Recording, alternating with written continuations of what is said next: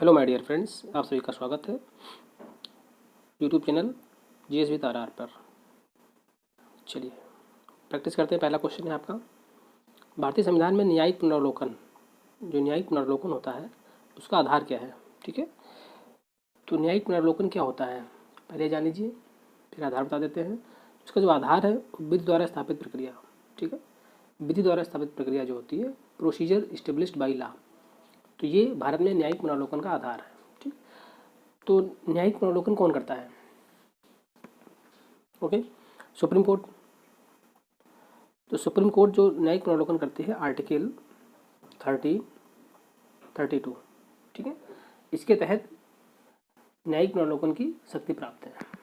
चलिए, और भारत में जो न्यायिक पुनर्वलोकन है वो अमेरिका के संविधान से लिया गया है। भारत और अमेरिका दो देश ऐसे हैं जहाँ पर न्यायिक पुनर्वलोकन होता है। दूसरा क्वेश्चन है, देखिए ये सेकंड क्वेश्चन है, न्यायिक पुनर्वलोकन प्रचलित है कहाँ पर? भारत और यूएसए दोनों जगह न्यायिक पुनर्वलोकन प्रचलित है, और ये यूएसए में प्रचलित था। जब मेरा संविधान बनाया गया तो वहाँ से हमने इसको अडॉप्ट किया है। ठीक है, नेक्स्ट क्वेश्चन है, ये थर्ड नंबर क्वेश्चन है, संविधान की व्याख्या करने का अंतिम अधिकार किसे है? ठीक है, तो संविधान की व्याख्या करने का अंतिम अधिकार आपको भारत का सर्वोच्च न्यायालय है। इसे भारतीय संविधान का संरक्षक भी कहा जाता है। भारतीय संविधान का संरक्षक। ठीक है, चलिए नेक्स्ट क्वेश्चन है, भारतीय संविधान का संरक्षक किसे कहा जाता है? देखो क्वेश्चन आ ही गया आपको, भारतीय संविधान का संरक्षक किसे कहा जाता है? तो सर्वोच्च न्यायालय को भारतीय संविधान का संरक्षक कहा जाता है। ठीक है, नेक्स्ट क्वेश्चन है आपका, सर्वोच्च न्यायालय के जो न्यायाधीश होते हैं, सर्वोच्च न्यायालय के जो न्यायाधीश होते हैं, तो डॉट डॉट डॉट के बाद भारत में राष्ट्रपति द्वारा हटाए जा सकते हैं। तो राष्ट्रपति संसद में इनको महाभियोग चला जाता है। ठीक है, तो संसद में महाभियोग पारित होने के बाद राष्ट्रपति इस पर साइन कर देते हैं। तो साइन करने के बाद इसको राष्ट्रपति के द्वारा हटाए जाते हैं। ठीक है, तो इसमें जो होते हैं महाभियोग के पश्चात। ओके, नेक्स्ट क्वेश्चन है आपका, केंद्र और राज्यों के बीच होने वाले विवादों का जो निर्णय करता है भारत का उच्चतम न्यायालय, तो शक्ति किसके अंतर्गत आती है? ठीक है, तो परामर्शी है, अपीली है, मूल है या रिट है? इनकी मूल अधिकारिता होती है। केंद्र बीएस राज्य, ठीक है, या राज्य बीएस राज्य, या केंद्र प्लस राज्य बीएस राज्य। इतने जो सब्जेक्ट होते हैं, तो इसमें जो कोई विवाद होता है तो उसके सुप्रीम कोर्ट में मूल अधिकारिता होती है। ठीक, चलिए नेक्स्ट क्वेश्चन है कि भारत में छिपी हुई बेरोजगारी, जो भारत में छिपी हुई बेरोजगारी, प्रच्छन्न बेरोजगारी, और प्रच्छन्न बेरोजगारी क्या होती है? जिसकी सीमांत उत्पादकता शून्य होती है। सीमांत उत्पादकता क्या होती है? शून्य होती है। मतलब अगर किसी काम को 5 आदमी कर रहे हैं, अगर 2 आदमी निकल जा रहे हैं, 3 आदमी काम करते हैं, तो उसके जो प्रोडक्शन होता है आउटपुट को फ़र्क नहीं पड़ता, रिजल्ट सेम रहता है। तो इसे कहते हैं प्रच्छन्न बेरोजगारी। ठीक है, ये प्राथमिक क्षेत्र में मिलती है, विकासशील देशों में ज़्यादा पाई जाती है। तो प्राथमिक क्षेत्र पर कृषि से संबंधित है तो कृषि क्षेत्र में, प्राथमिक क्षेत्र पर कृषि से संबंधित है तो कृषि में, और कृषि कहाँ होती है? ग्रामीण क्षेत्र में होती है, तो ग्रामीण क्षेत्र में। इसका पहला और दूसरा सही है। ठीक है, चलिए नेक्स्ट क्वेश्चन है, अटल नवोन्मेष मिशन AIM किस विभाग की पहल है? ठीक है, तो अटल नवोन्मेष जो पहल है ये आपकी है किसकी? नीति आयोग की है। ठीक है, नीति आयोग कब बना था? 1 जनवरी 2015 को बना था। किसकी जगह पे बना था? तो योजना आयोग की जगह पे बनाया गया था। योजना आयोग की जगह पर बनाया गया था। इसके जो अध्यक्ष होते हैं कौन होते हैं? PM होते हैं, वैसे उपाध्यक्ष, ठीक है, उपाध्यक्ष होते हैं। भारत में बेरोजगारी मापने की निम्न में से कौन सी विधि है जो NSSO के द्वारा प्रयोग में नहीं लाई जाती है? ठीक है, नहीं, ठीक है, क्या नहीं लाई जाती है? तो सामान्य प्रमुख स्तर, चालू साप्ताहिक स्तर, चालू दैनिक स्तर। ठीक, तो चालू मासिक स्तर पे जो होती है ये नहीं लाई जाती है। ठीक है, चलिए नेक्स्ट क्वेश्चन कौन सा है? नेक्स्ट क्वेश्चन है आपका, कौशल विकास योजना क्या बढ़ाती है? तो जो कौशल विकास योजना होती है वो मानव पूंजी को बढ़ाती है। ठीक है, मानव पूंजी को बढ़ाती है। भारत में जो बेरोजगारी है, भारत में अधिकांशतः बेरोजगारी जो होती है वो संरचनात्मक होती है। ठीक है, संरचनात्मक जो बेरोजगारी होती है वो ग्रामीण क्षेत्रों में मिलती है, यानी आपका जो प्राइमरी फील्ड होते हैं, ठीक है, वहाँ पर एक संरचनात्मक बेरोजगारी पाई जाती है। ओके,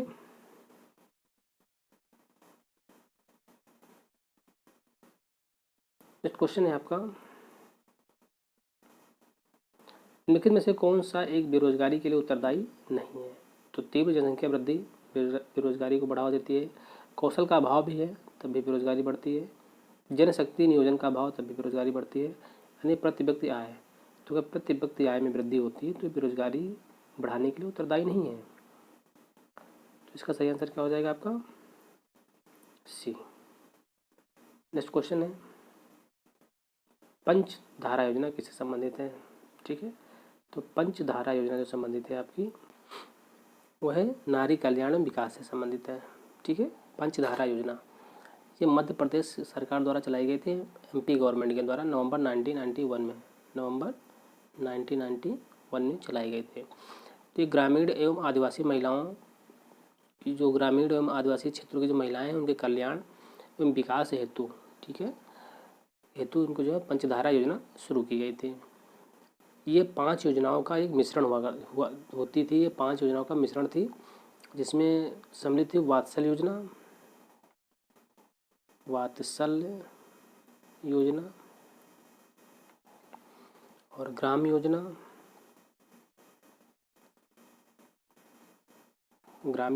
आयुष्मती योजना, सामाजिक सुरक्षा पेंशन योजना और कल्प वृक्ष योजना। ये 5 योजनाएं इसमें सम्मिलित थी, इसे पंचधारा योजना कहा गया था।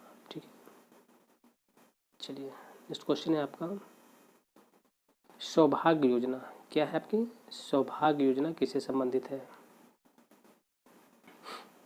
तो सौभाग्य योजना जो है आपकी एक गरीबी रेखा से नीचे वाले परिवारों को मुफ्त बिजली कनेक्शन। ठीक है, तो ये जो है आपका सौभाग्य योजना है। प्रधानमंत्री सहज बिजली घर योजना सौभाग्य, प्रधानमंत्री सहज बिजली घर योजना सौभाग्य का जो शुभारंभ किया गया था वो किया गया था 25 सितंबर 2017 को। ठीक है, 25 सितंबर 2017 को प्रधानमंत्री नरेंद्र मोदी द्वारा लॉन्च की गई थी।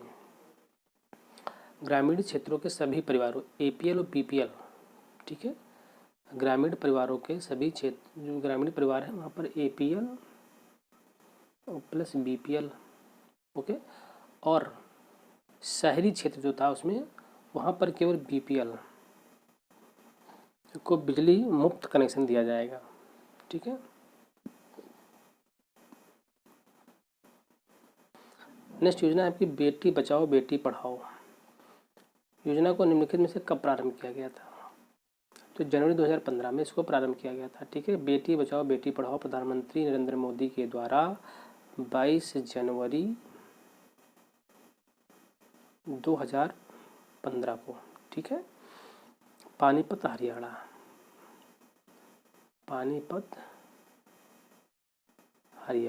ठीक है, में देश की जो जनसंख्या है उसमें लड़कियों के जो सेक्स रेशियो का जो कम हो रहा था उसको जागरूक बनाने के लिए, क्योंकि हरियाणा का जो सेक्स रेशियो है सबसे कम है, तो वहाँ से इसको बेटी बचाओ बेटी पढ़ाओ योजना की शुरुआत की गई थी। इसका उद्देश्य ये था कि कन्या भ्रूण हत्या को रोकना, कन्या भ्रूण हत्या को रोकना, ठीक है, इसका प्रमुख उद्देश्य था। जो ये है इसका जो ये योजना जो चलाई गई थी इसका जो नोडल मंत्रालय था, ठीक है, वो महिला एवं बाल विकास मंत्रालय, स्वास्थ्य और परिवार कल्याण मंत्रालय और मानव संसाधन विकास मंत्रालय की संयुक्त पहल थी। ठीक है, तो इसमें 3 मंत्रालय थे आपके, एक तो महिला एवं बाल विकास मंत्रालय, स्वास्थ्य और परिवार कल्याण मंत्रालय और मानव विकास मंत्रालय। ठीक है, चलिए नेक्स्ट क्वेश्चन है आपका, सर्वोच्च न्यायालय के जो न्यायाधीश होते हैं उनकी सेवानिवृत्ति उम्र क्या होती है? तो सेवानिवृत्त की जो उम्र होती है उनकी वो होती है 65 वर्ष। ठीक है, तो ये होता है 5 ईयर या 65 वर्ष। ओके, सॉरी, ये 5 वर्ष नहीं होता है, सेवानिवृत्त की आयु होती है 65 वर्ष होती है, ठीक है। और जो 62 वर्ष होती है, 62 वर्ष आपकी होती है हाई कोर्ट की, ठीक है। और जो 65 वर्ष होती है सुप्रीम कोर्ट की होती है। ओके, चलिए नेक्स्ट क्वेश्चन है आपका, सेवानिवृत्त होने के पश्चात सर्वोच्च न्यायालय के न्यायाधीश वकालत कर सकते हैं, किसी भी न्यायालय में वकालत नहीं कर सकते हैं रिटायरमेंट के बाद, ठीक है। संविधान का एक अनुच्छेद है 124 सब आर्टिकल 7। तो 124(7) में कहा गया कि सेवानिवृत्त होने के पश्चात सर्वोच्च न्यायालय के न्यायाधीश किसी भी न्यायालय में वकालत नहीं कर सकते हैं, ठीक है। और जबकि एक अनुच्छेद है आपका आर्टिकल 220, तो आर्टिकल 220 कहता है कि उच्च न्यायालय यानी हाई कोर्ट, ठीक है, हाई कोर्ट यानी हाई कोर्ट उच्च न्यायालय के न्यायाधीश सेवानिवृत्त होने के बाद वो सुप्रीम कोर्ट में वकालत कर सकते हैं, ठीक है। सुप्रीम कोर्ट में वकालत कर सकते हैं, हम अन्य उच्च न्यायालय में भी वकालत कर सकते हैं, केवल उसको छोड़कर जहाँ पर वो स्थायी न्यायाधीश रहे हों, ठीक है। लेकिन सर्वोच्च न्यायालय के न्यायाधीश अगर सेवानिवृत्त होते हैं तो आर्टिकल 124(7) के तहत कहीं भी वकालत नहीं कर सकते हैं, राइट। सो नेक्स्ट क्वेश्चन है आपका, भारत में उच्चतम न्यायालय का उद्घाटन किस तिथि को हुआ था। देखिए, उद्घाटन पूछ रहा है, तो उद्घाटन आपका हुआ था 28 जनवरी 1950 को, ठीक है। 28 जनवरी 1950 को इसका उद्घाटन हुआ था, आर्टिकल 124, ठीक है, अनुच्छेद 124। लेकिन भारतीय संविधान की जो स्थापना हुई थी, तो इसकी जो भारतीय संविधान के तहत उच्चतम न्यायालय की जो स्थापना हुई थी, ये हुई थी आपकी 26 जनवरी, कब हुई थी, 26 जनवरी 1950 को इसकी स्थापना हुई थी, ठीक है। तो स्थापना 26 जनवरी 1950 को हुई थी, लेकिन इसका उद्घाटन 28 जनवरी 1950। ये दो अलग अलग क्वेश्चन फ्रेम होते हैं। नेक्स्ट क्वेश्चन है आपका कि सर्वोच्च न्यायालय का जो न्यायाधीश होता है वो किसको त्यागपत्र देता है, ठीक है, किसको त्यागपत्र देता है, ठीक है। तो ये त्यागपत्र आपको देता है भारत के राष्ट्रपति को। ओके, चलिए, सर्वोच्च न्यायालय में न्यायाधीश नियुक्त होने के लिए एक व्यक्ति को कम से कम कितने वर्ष उच्च न्यायालय का एडवोकेट होना चाहिए, ठीक है, उच्च न्यायालय का एडवोकेट होना चाहिए, तो 10 वर्ष। संविधान के अनुच्छेद 124 के तहत, ठीक है, उच्चतम न्यायालय के न्यायाधीशों की नियुक्ति होती है, राइट। और उच्चतम न्यायालय का प्रत्येक न्यायाधीश जो होता है राष्ट्रपति के द्वारा नियुक्त किया जाता है, अपॉइंटमेंट बाय प्रेसिडेंट। राष्ट्रपति उच्चतम न्यायालय या उच्च न्यायालय में किसी भी न्यायाधीश की नियुक्ति भारत के मुख्य न्यायाधीश के सलाह के अनुरूप करता है, ठीक है। तो इसका आर्टिकल है 124 सब आर्टिकल 3 है इसका, ठीक है।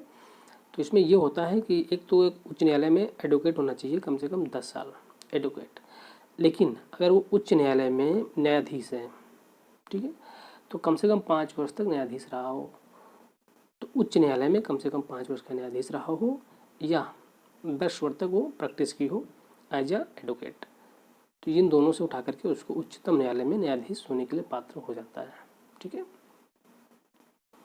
चलिए, भारतीय संविधान के किस अनुच्छेद के तहत सर्वोच्च न्यायालय को भारतीय नागरिकों के मौलिक अधिकारों की सुरक्षा मिलती है, तो आर्टिकल 32। ये आपको कहलाता है संवैधानिक उपचारों का अधिकार, संवैधानिक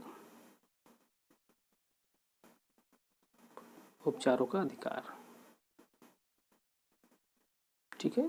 तो इसके तहत अगर मूल अधिकार का हनन होता है तो इसके तहत सुप्रीम कोर्ट रिट जारी करता है। 5 तरह की रिट होती हैं जो जारी करता है, और जो हाई कोर्ट होता है वो आर्टिकल 226 के तहत रिट जारी करता है, ठीक है।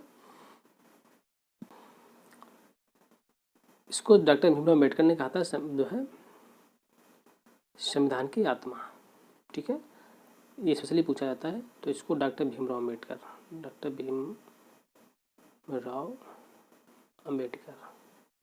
आर्टिकल 32। वैसे संविधान की आत्मा प्रस्तावना को कहा जाता है, लेकिन स्पेशली अगर ये पूछा जाए कि डॉक्टर भीमराव अम्बेडकर ने किस अनुच्छेद को संविधान की आत्मा कहा है, तो आर्टिकल 32 को कहा है, ठीक है। चलिए, राइट। नेक्स्ट क्वेश्चन है आपका, भारत के सर्वोच्च न्यायालय में कार्यवाहक मुख्य न्यायाधीश की नियुक्ति करता है ठीक है। भारत के सर्वोच्च न्यायालय में कार्यवाहक मुख्य न्यायाधीश की नियुक्ति राष्ट्रपति के द्वारा की जाती है। ठीक, एक आर्टिकल है आपका आर्टिकल 126। तो 126 के तहत सर्वोच्च न्यायालय के कार्यवाहक मुख्य न्यायाधीश की नियुक्ति राष्ट्रपति के द्वारा की जाती है। ऐसा तब किया जाता है जब मुख्य न्यायाधीश का पद रिक्त हो या किसी कारणवश वह उपस्थित ना हो। ठीक है, तो राष्ट्रपति के द्वारा की जाती है कार्यवाहक मुख्य न्यायाधीश की नियुक्ति। चलिए अगला क्वेश्चन है आपका, संविधान का कौन सा अनुच्छेद है जो उच्चतम न्यायालय को उसके द्वारा दिए गए निर्णय अथवा आदेश के पुनर्लोकन हेतु अधिकृत करता है, मतलब वो न्यायिक पुनर्लोकन की शक्ति प्राप्त करता है। तो ऐसा कौन सा अनुच्छेद है? ठीक है, तो ये अनुच्छेद है आपका आर्टिकल 137। 137 के तहत जो है वो न्यायिक पुनर्लोकन की शक्ति प्राप्त करता है। क्लियर है? चलिए, भारत में न्यायिक पुनर्लोकन की शक्ति का प्रयोग किसके द्वारा किया जाता है?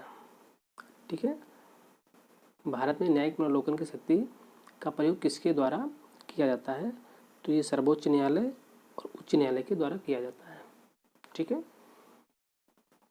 तो सुप्रीम कोर्ट जो करता है आपका न्यायिक पुनर्लोकन, वो करता है आर्टिकल 13, 32, 136 के तहत। और जो उच्च न्यायालय जो करता है उसके आर्टिकल हैं आपके 226 और 227। इनके तहत इनको शक्ति प्राप्त होती है न्यायिक पुनर्लोकन की। क्लियर है?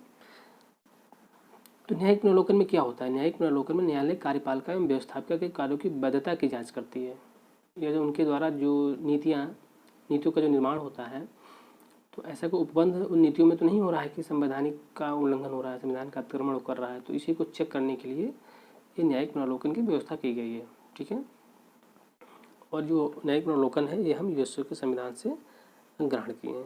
राइट, चलिए नेक्स्ट क्वेश्चन है आपका, संगम योजना। संगम योजना किससे जुड़ी है?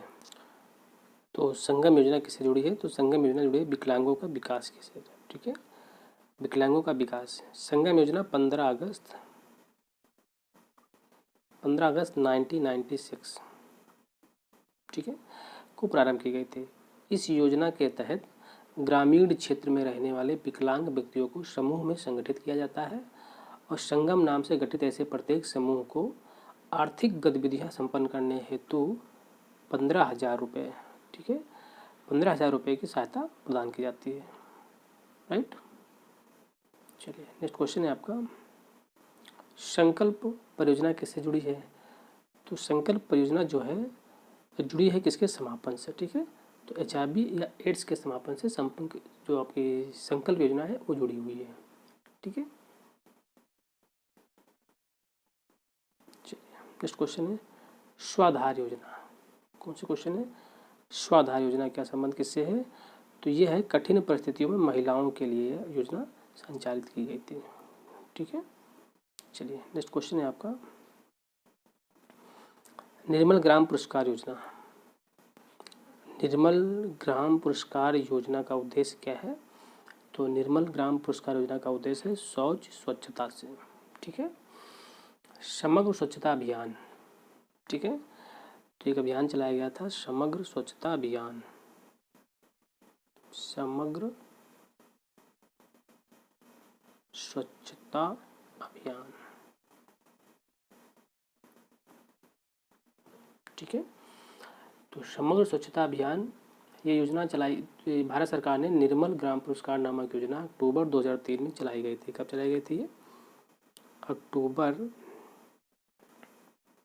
2003 में ये योजना चलाई गई थी। ठीक है, इसके तहत जो ग्राम पंचायतें हैं, विकासखंड हैं, जिलों को पुरस्कृत किया जाता है जो पूरी तरह से स्वच्छ और खुले में शौच मुक्त हैं। क्लियर है? चलिए नेक्स्ट क्वेश्चन है आपका, गोकुल ग्राम योजना। गोकुल ग्राम योजना निम्नलिखित में से किस राज्य से संबंधित है? तो ये योजना गुजरात से संबंधित है। ठीक है, किससे संबंधित है? गुजरात से संबंधित है। गोकुल ग्राम योजना गुजरात सरकार के द्वारा 1995 से 96, ठीक है, प्रारंभ की गई थी और 5 वर्षीय अवधि है। 5 वर्षीय मतलब ये हो जाएगी आपकी 2000। ओके। तो इसका उद्देश्य क्या था कि सभी गाँव के जो मूलभूत आधारभूत संरचना है वो बेहतर प्रवेश उपलब्ध करवाना गोकुल ग्राम परियोजना का प्रमुख उद्देश्य था। क्लियर है? चलिए, ये अंतिम क्वेश्चन है। निम्नलिखित में से कौन सी योजना है जो ग्रामीण विकास के लिए नहीं है? ठीक है, ट्राइसेम, JRY, IRDP या CRY। तो इसमें कौन सी योजना है जो ग्रामीण विकास के लिए नहीं? तो इसमें CRY जो है वो चाइल्ड राइट एंड यू, ये योजना ग्रामीण विकास से संबंधित नहीं है बल्कि बाल अधिकार, ठीक है, बाल अधिकार से संबंधित एक NGO है। क्या है? NGO, गैर सरकारी संस्थान है, ठीक है। बाकी ट्राइसेम जो है आपकी, ये ग्रामीण युवाओं को स्वरोजगार हेतु का प्रशिक्षण का कार्यक्रम है, तो ये ग्रामीण क्षेत्रों से संबंधित है। और JRY जवाहर रोजगार योजना, ये भी। और IRDP जो है आपका वो समन्वित ग्रामीण विकास कार्यक्रम, ठीक है। तो इंटीग्रेटेड रूरल डेवलपमेंट प्रोग्राम, तो ये भी आपका ग्रामीण विकास से संबंधित है, बट ये ग्रामीण विकास से संबंधित नहीं है, ठीक है। सो चलिए